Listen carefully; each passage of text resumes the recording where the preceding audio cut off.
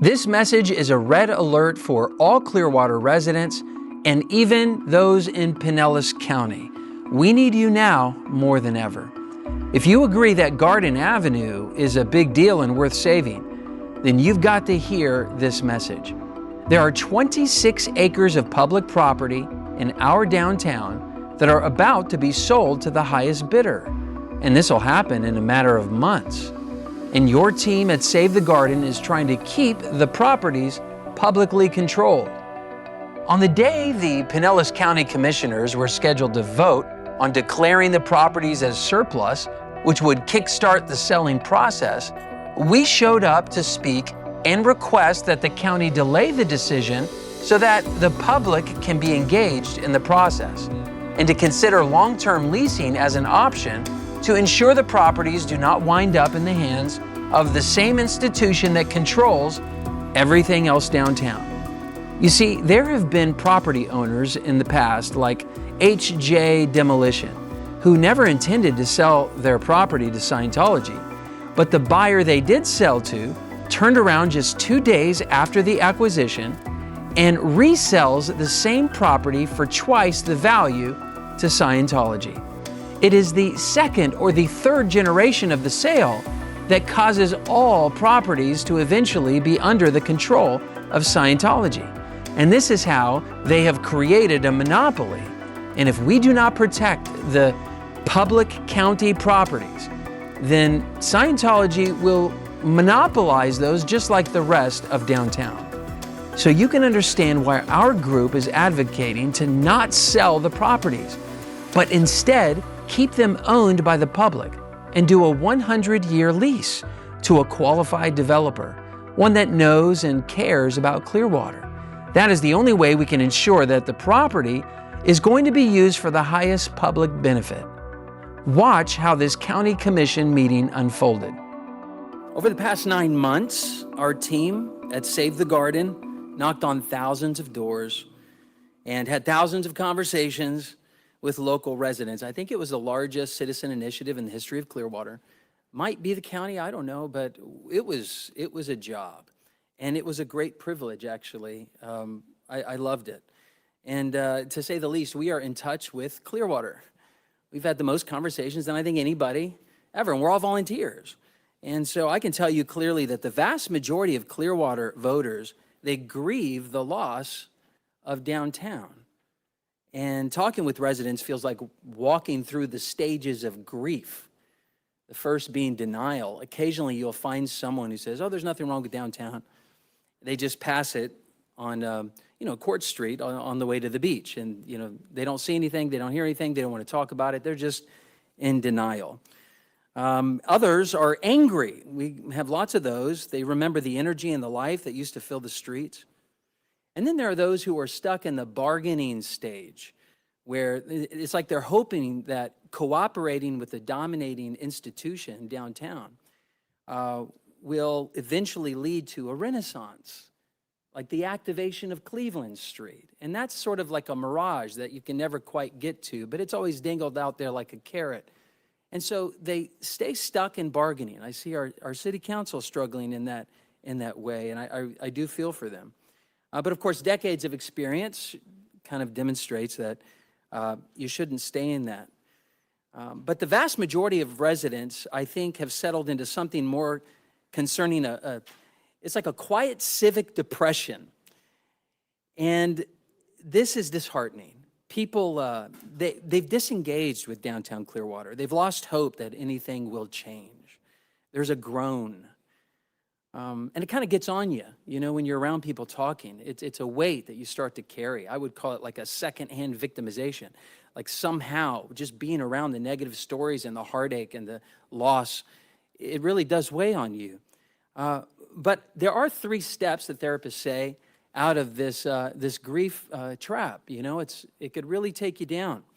But the first thing the therapist will say is you got to accept it.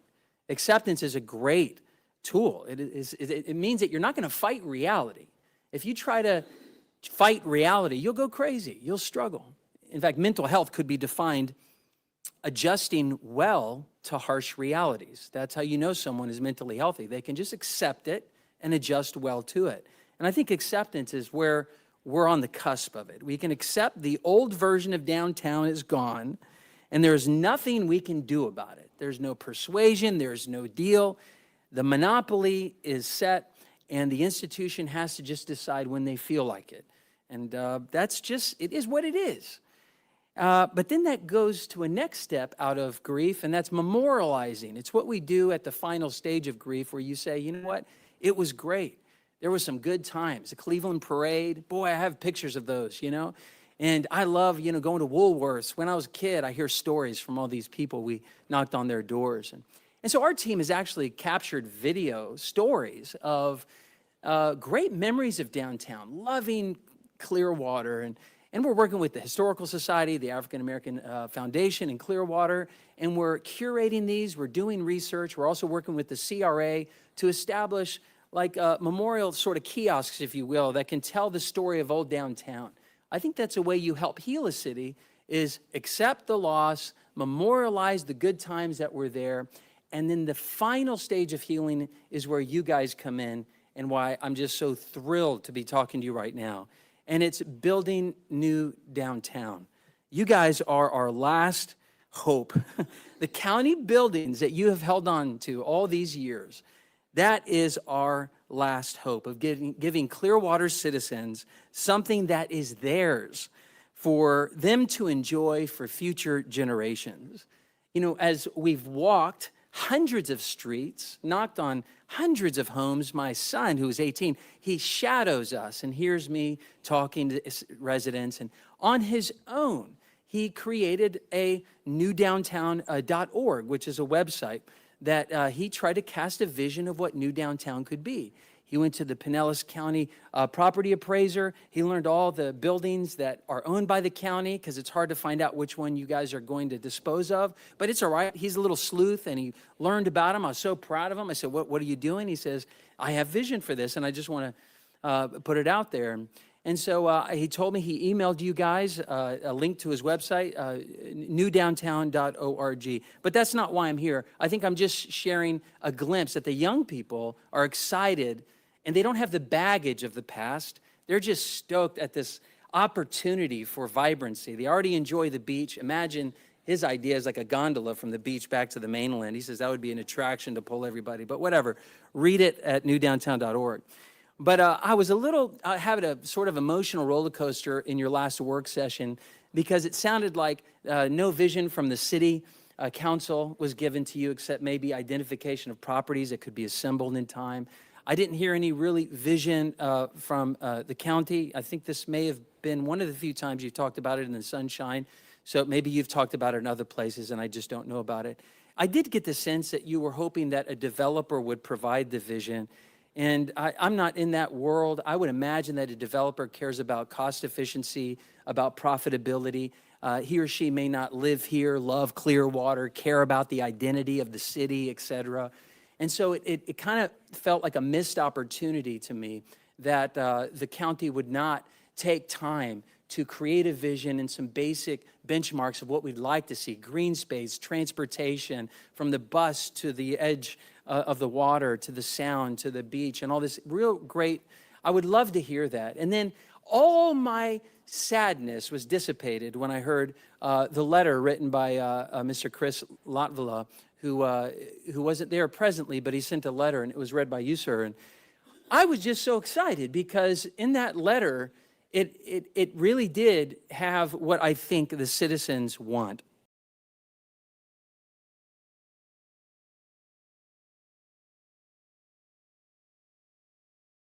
His statement reads as follows. The residents of Clearwater have long envisioned to revitalize downtown. This is their moment. This project deserves more community involvement, not less. We should be actively engaging residents through listening sessions to gather meaningful input. As a single-member commissioner representing this site and the majority of Clearwater, I am willing to lead those efforts alongside county staff. There's no shortage of innovative ideas in our community. For example, a local college student recently shared a vision of downtown with me, a park that connects the beach, downtown, and transit to improve access, reduce congestion, and boost economic activity. Exactly the kind of forward-thinking input we should be encouraging. This project has the potential to create a true downtown core for Clearwater residents while enhancing the experience for visitors traveling to America's best beach. Let's be clear, this will be one of the most significant and inherently political decisions we make, and that's okay. That responsibility belongs to us. No one forced us to run for office. We were elected to make tough decisions and remain accountable to the voters we serve. As for my vision, I support a balanced approach, selling a portion of the property and particularly the most valuable waterfront assets while retaining ownership of a portion to lease. This ensures the county maintains long-term control, protects the public interest, and holds developers accountable to deliver on their commitments. He talked about a once-in-a-generation responsibility, not opportunity, but like a responsibility that the county has. It's a stewardship, and that's right. Who else is in the seat of decision but you? It's a great responsibility and opportunity. Also, the importance of community engagement. That got me really excited because that's all I've been doing for 9 months as a volunteer, talking to thousands of people. And I was excited that the concept of a meeting or a town hall or something would be established so that people could hear and be taken along the vision. You're dealing with people in grief who have sort of citywide trauma, and it's important to keep them along the journey, open, transparent, and getting feedback. And I appreciated that from Chris Lotville as well. And he also offered a creative solution to ensure activation through a lease option instead of a sale. And at that point, I took out my hanky and started to wave it because I was just as happy as possible. I mean, I was just so excited because, you know, in the game of Monopoly, the goal is to seize all the property. And if you look at all the public available property in the DTCRA, Downtown Community Redevelopment Area, it's 95% owned and controlled by one institution and their parishioner LLCs. That's 95%. There's only 4 landlords essentially in downtown Clearwater: the county, the city, Scientology, and Kathy. That's the one on the 500 block. That's mainly the only ones that are available. And she's not selling for, well, maybe for 50 million, she told me she would. But be that as it may, you're our last hope. And I want to just ask you several things in closing. Please don't sell the land. Please lease it. Design a public-private partnership, also known as a P3, with a developer to ensure that the land stays publicly owned and guaranteed to be activated. It's the only way to guarantee activation, because the others will just pay the fees and not care. Number 2, make a true effort to engage the public. We'd be happy to host that. We'll have hundreds of people there. We'll televise it. We'll broadcast it. It'll be on the news. We'll help you get the word out. Finally, choose a developer that loves Clearwater. And finally, delay the declaration of surplus till after April 2nd discussion when all of you are present to discuss. I'm praying for courage so it can squash the apathy you might be feeling. I'm praying for your confidence in case you feel inadequate. You're in the seat for such a time as this. You are adequate. We believe in you, and our kids are counting on you. God bless you guys. Thank you.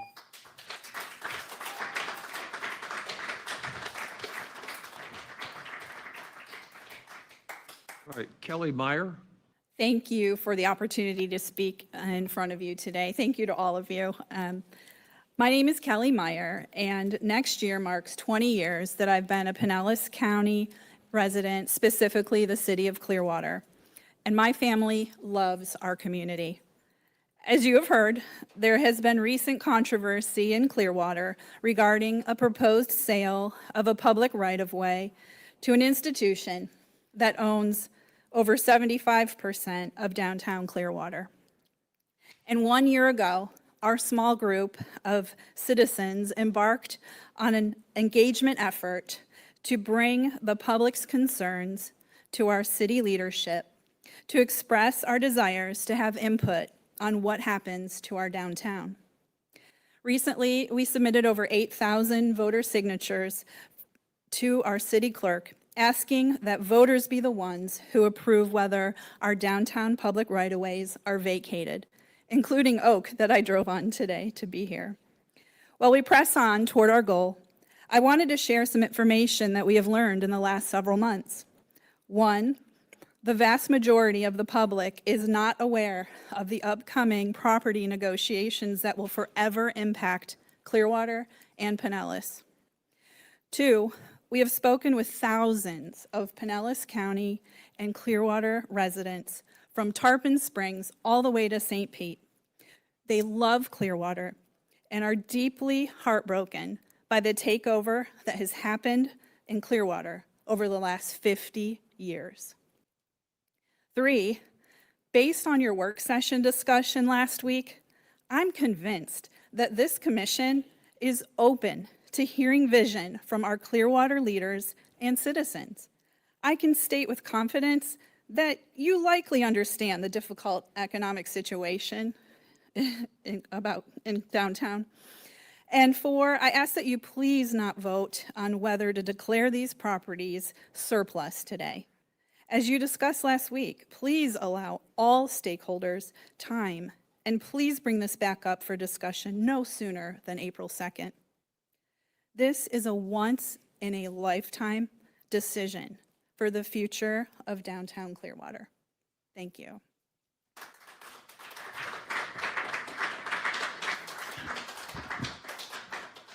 As somebody who's lived in Clearwater for almost 20 years and who's represented in various capacities the citizens of Clearwater for 12 years, I guess, it will be impossible to keep politics out of what we do.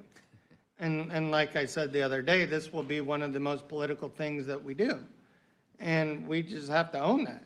And I think the more transparency and the more sunlight, the better. And so I would say get community involvement on the front end and not the back end. Again, it's whatever you decide as a board, staff will certainly carry out. The one thing we were really wanting to see is what the market commands, and that's what we're going to see from a development proposal. Anybody can put pictures on a paper, but actually realizing that, capitalizing that project and then building it, is different. And I think it's going to take both. It's going to take the vision of the community, use elected officials, community input to negotiate whatever that final product is. We were just kind of thinking to see that. But if you want to do that on the front end, we can do that. It's really, we'll take whatever direction you want us to go. I think we should get community feedback in the front. I mean, I look at Tier Verde and how angry they are that the developer never went to them in advance. Right. And that's a tiny little project. We're talking about a major, major project, and I think the citizens were spot on today, and I think he's absolutely spot on as well. And I'm going to bring it from the other perspective, which is I'm hoping that we get as much money as we possibly can to pay down on the bonds that we're going to get for our new center. Those are tax dollars. You talked about that earlier. We're going to have $200 million, I make that up on the price, and $75 million to get rid of, and now you're down to $125 on bonding, and that amount's going to be a lot less than it would have been if we get the most that we can get from it. And I don't want a lot of impediments in that as I look at that perspective. The idea to hold back at least part of this property to lease was something that Commissioner Scher brought up a month or two ago. And when he brought that up, I thought it was a great idea. Because we maintain control of it, and we would make sure that what a developer says they're going to build, they're going to build. This has a makings of really creating a totally new downtown for the city of Clearwater. And so, this opportunity is not one that we could or should pass up. This is a, defining moment. Just one thing, Commissioner, Chair, on the leasing idea. Just because you lease something doesn't mean you're only going to get a few dollars every month. You can sell a 99-year lease and just discount take the net present value of the cash flow. So you could get a big check on the property, but the point is control. And again, timing is everything. Right. So we got a process that we're talking about over there on that process of bonding. So that's all I was talking about. No, I understand. I just I'm all in favor of the public meeting. I think leasing still could be a great thing in some spots. And we do have great attorneys, but I think leases are a good way to go on some of our parcels. So anyway, that was it.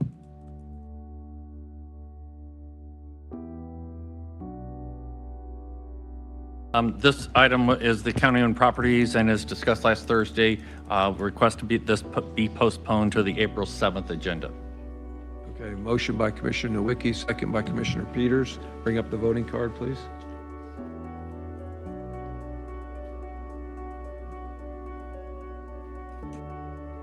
Okay, that passes unanimously.